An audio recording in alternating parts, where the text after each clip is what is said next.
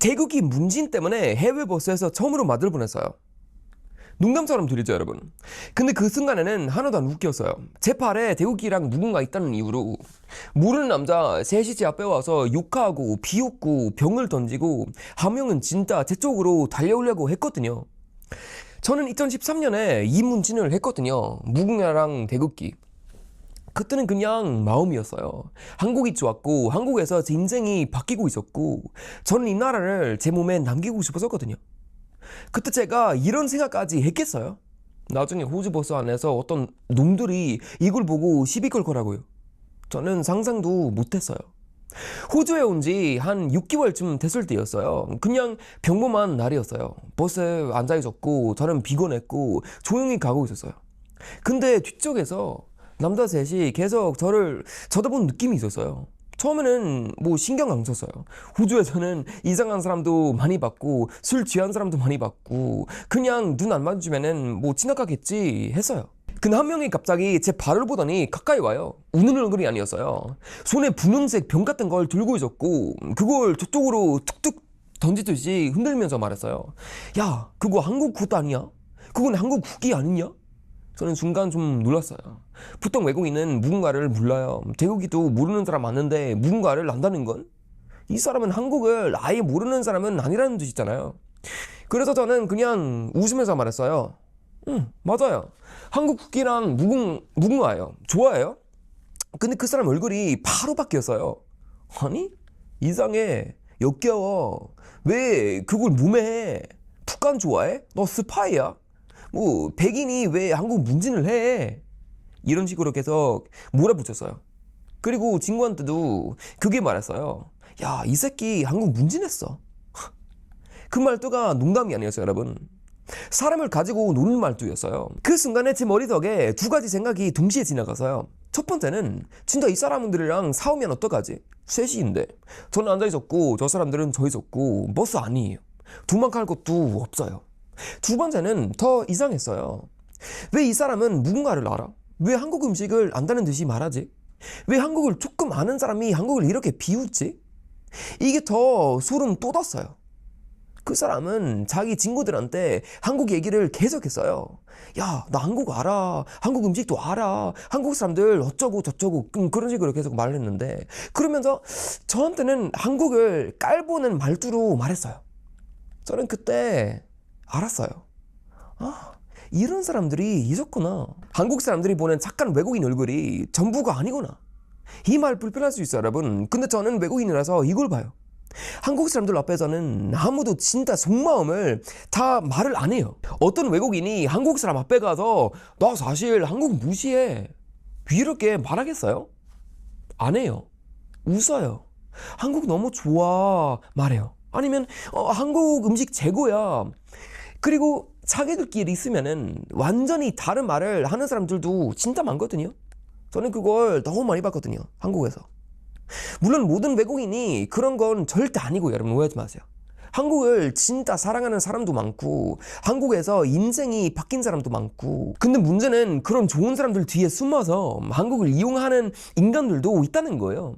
한국 사람들의 친절함, 호기심, 외국인에게는 쉽게 마음을 여는 그 부분을 이용하는 사람들이 있어요. 그리고 한국 사람들은 가끔 너무 착해서 그거 늦게 봐요. 버스 안에서 그 남자가 점점 가까이 왔어요. 병이 제 무릎 쪽으로 한번 툭 왔고 저는 그냥 보고 있었어요. 웃으면서 안 될 것 같고 화내면은 바로 터질 것 같고 가만히 있으면은 더 만만하게 볼 것 같았어요. 진짜 기분 더러운 상황이었어요. 근데 제가 제일 화났던 건 제 몸을 비우는 게 아니었어요. 제 발이 있는 한국을 비우는 거였어요. 저한테는 이 문진이 그냥 그림이 아니에요, 여러분. 이건 제가 살면서 처음으로 어떤 나라한테 진심으로 고마웠던 흔적이에요. 한국은 저를 바뀌었어요. 한국에서 살면서 저는 눈치를 배웠고 정의라는 것도 배웠고 사람들이 서로 신경 쓰면서 사는 사회가 뭔지 배웠어요. 물론 한국이 완벽하다는 말이 아니에요, 여러분. 오해하지 마세요. 한국도 힘든 점도 진짜 많고 압박도 많아요. 근데 제 인생에서 저를 가장 많이 키운 나라가 어딨냐고 물어보면은 저는 바로 한국이라고 말할 거예요. 그래서 그 순간이 더 더러웠어요. 저는 한국 때문에 문진을 했는데 어떤 외국인이 그걸 보고 저를 조롱하고 있었어요. 더 웃긴 건 그 사람 아마 한국에 가서 한국 사람한테 환영받았을 가능성이 높아요. 뭐 식당에 가서 친절하게 대접받고 길 물어보면은 도움을 받고 어쩌면은 한국 친구들도 만들었을 거예요. 근데 해외 버스 안에서는 한국 국기 문진한 사람 보고 야, 그 나라 별로 아니야? 이런 식으로 말해요. 이게 윗선이에요. 한국 사람들은 가끔 외국인이 한국말 조금만 해도 마음이 너무 빨리 열어요. 와, 한국말 잘한다. 한국 좋아해줘서 고맙다. 이런 식으로 분위기가 빨리 불리잖아요. 근데 저는 가끔 그걸 보면서 불안해요. 왜냐면 언어를 조금 한다고 그 사람이 한국을 중용하는 게 아니거든요, 여러분. 김치를 먹는다고 한국을 중용하는 것도 아니고 한국에서 잠깐 놀았다고 한국을 이해하는 것도 아니에요. 어떤 사람은 그냥 재미로 와요. 어떤 사람은 조비하러 와요. 어떤 사람은 한국 사람들의 호감을 자기 자존심 재우는 데 써요. 그 버스 안에 남자가 딱 그런 냄새가 났어요. 한국을 조금 아는 척 하는데 중종은 없어요. 무궁화는 알아요. 근데 그 의미는 몰라요. 한국 음식은 알아요. 근데 한국 사람들 마음은 몰라요. 그냥 남의 나라를 자기 놀이터처럼 생각하는 사람이 있었거든요. 그러다가 한 명이 갑자기 몸을 앞으로 확 세웠어요. 진짜로 제 쪽으로 오려고 했거든요. 그 짧은 순간에 제 심장이 확 때려갔어요.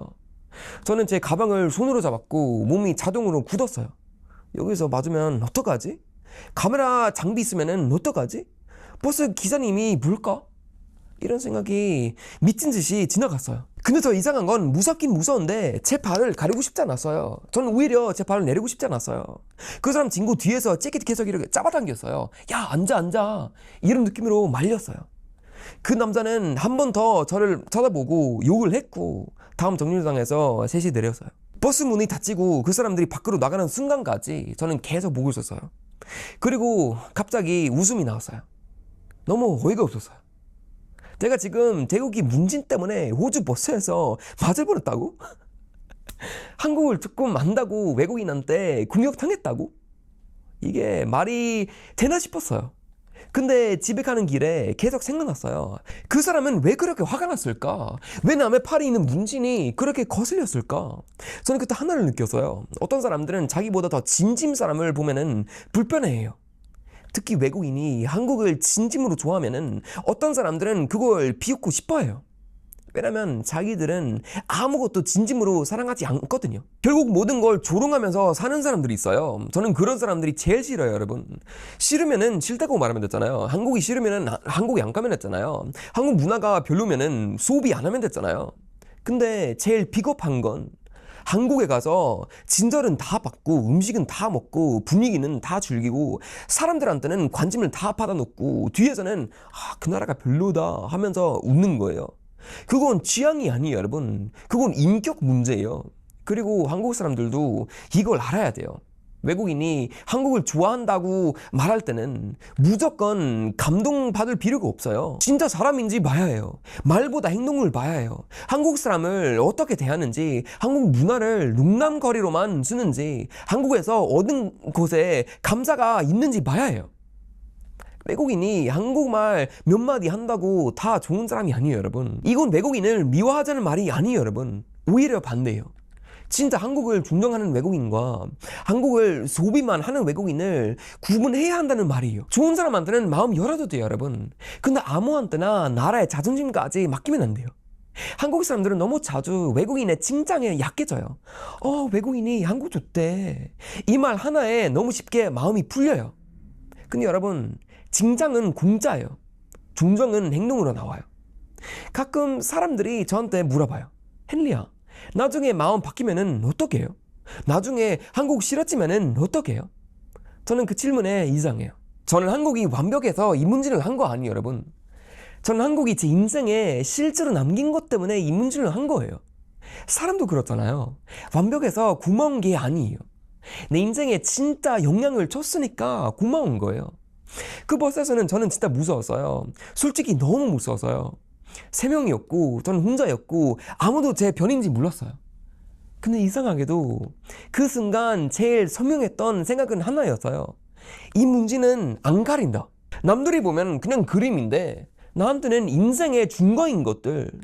남들이 보면 그냥 나라 이름인데 나한테는 내가 완전히 다른 사람이 된 장소인 것들.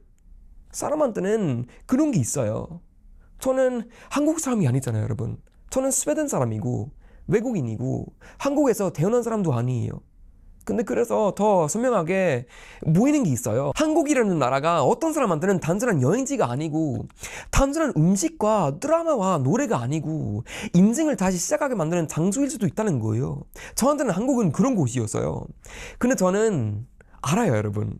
한국에서 사람들이 저를 진짜 기억해줬던 순간들이 알아요.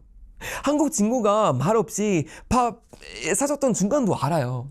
제가 한국말 들렸는데도 끝까지 들어준 사람들이 알아요. 새벽에 혼자 걸어도 이상하게 마음이 변했던 거리도 알아요. 아무것도 없던 외국인한테는 기회를 준 사람들이 알아요. 그래서 제 발이는 태극기는 장식이 아니에요, 여러분. 제가 받은 걸 잊지 않겠다는 표시예요. 세상에는 남의 사랑을 비우는 사람들이 있어요. 남의 감사함을 중스럽다고 말하는 사람들이 있어요.